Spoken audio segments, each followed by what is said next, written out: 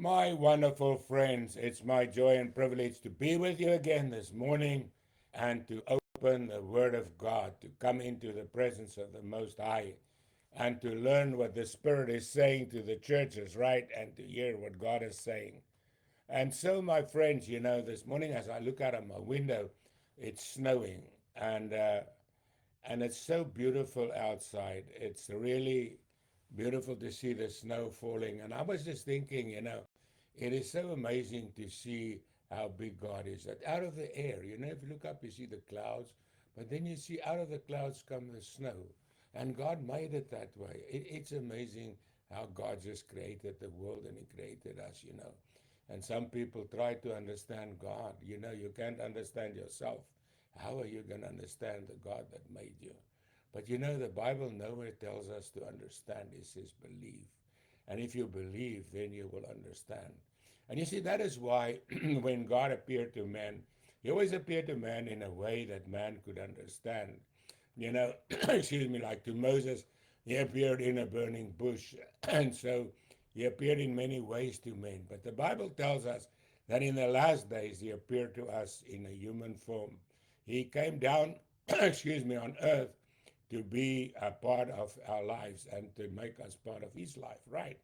And so what happened now is that Jesus became a man and He walked here on earth. And so He could identify with us in every way because as He was totally man, born of a woman who had no a human father, He didn't have His father's sin that was inherited, but He had the glory of God, but His mother's sin was in the body, right? And so Jesus battled. The Bible says He was tempted in every way like us, but He just never gave in because His spirit was pure and holy, and He's God that came to identify with us, you see. And now we know that as God identifies Himself with us, He's not born, excuse me, in a palace. He's not born amongst the elite. No, He was born amongst us, our human, our natural humans. Like I'm not rich, I wasn't important, I'm just the ordinary guy. And He came for us amongst the ordinary guys in a stable, and He went to the shepherds, right? The angels came and gave Him the message first. Isn't that amazing? He didn't go to the temple. They didn't go to the elders and the high priest. No, they went to the shepherds and they told them, listen, guys, if you go to Bethlehem, there in a stable, you'll find the Christ. And they saw the stars, and they saw the glory of God as the angels came down and worshiped God. And they went to the crib, and there they found the little baby Jesus, and they worshiped Him. And they were so glad that Jesus came in the form of a man that they could see and touch and hear and listen to. And so, this baby Jesus grew up and he was just an ordinary man, even so much so that his own brothers did not believe in him. And he but he lived a holy life. His mom, of course, knew, and his dad, because they knew where he came from. Excuse me. But the miracle of it all is it wasn't for himself, it was for us, so that we could learn to know God, so that we could learn to know what God is like. Because Jesus said, if you've seen me, you've seen the Father. When Philip asked Him, well, Lord, show us the Father. And Jesus said to him, Philip, don't you know that if you've seen me, you've seen the Father? But you know what He was talking about? He wasn't talking about his external appearance. He was talking about the internal power and divine strength that He had over sin, hell, and death, over the devil and his angels. It's amazing that even the demons could recognize Him, but the Pharisees could not. You know, they could not recognize Him as the Son of God. Why? They didn't want to. Because if they did, they had to change their own thinking. They had to change their own belief system, right? And you see, that's the biggest danger we have is our belief system. I've learned something. I had to change my own belief system. When I was a kid, I grew up in the Dutch Reformed Church. It's a lot like the Presbyterian Church today. They both become apostate today. But what happened is they have a certain set of rules, and your mindset is in that rules. That's how you serve God. That's how you know God. And that is the way I lived. I wasn't saved. I was just living in the church, and once in a while I went to church. But then I found when I met Jesus that I had to change my whole world, the way I think about the world, about myself, about God, because what happened? Suddenly, Jesus Christ was not in heaven, he was in my heart. And suddenly, he wasn't just far away, he was with me. And now I started living. And now I started knowing God. And by knowing God, it changed me. You see, and that is what Jesus came to do. He's perfect, he's unchangeable. There's nothing you can add to him, there's nothing you can take away from him. He's perfect, he's God, right? But it's us that needs to be changed. And the moment I really think I really got saved and I got it was the moment when I realized I'm the problem.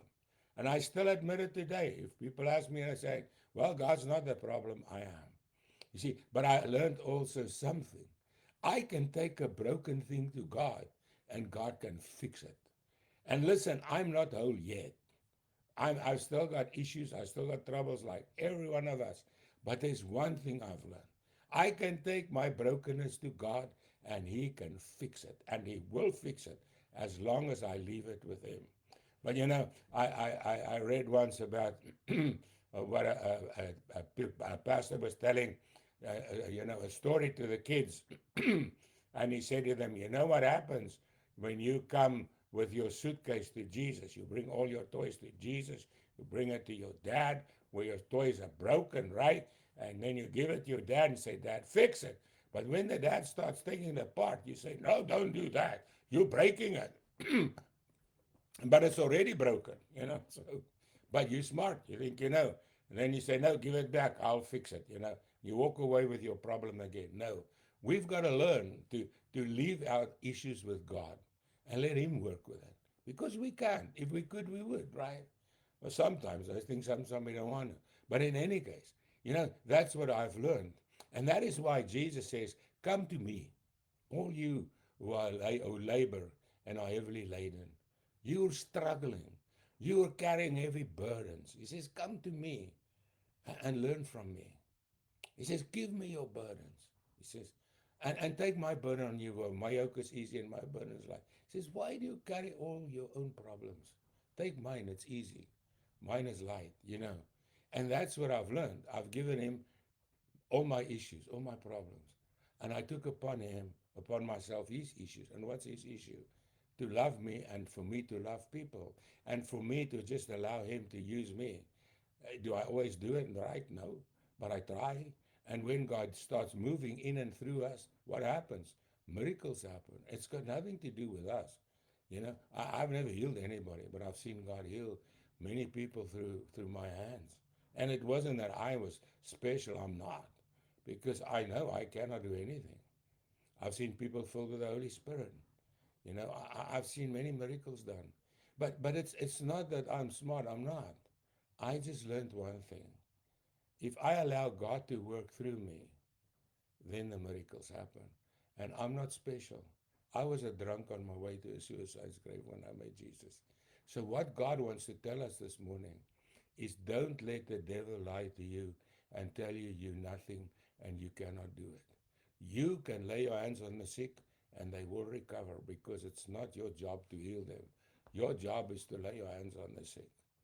You cannot save anybody, but your job is to tell them that Jesus can save them if they would come to him.